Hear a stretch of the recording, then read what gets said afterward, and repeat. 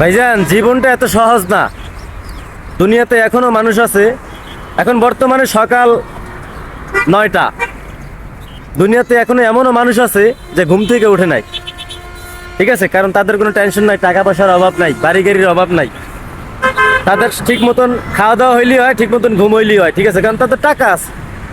তো দেখেন জীবনের তাগিদ কাকে বলে।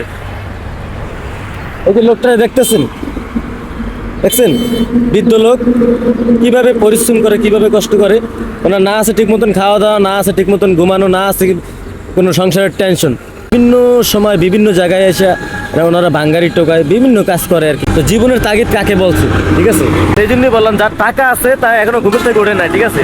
আর যার টাকা নাই, প্রতিদিন কাজ করে প্রতিদিনেরটা জোগাড় করতে হয়, তারা এরকমই ঠিক ওনার মতো আমি।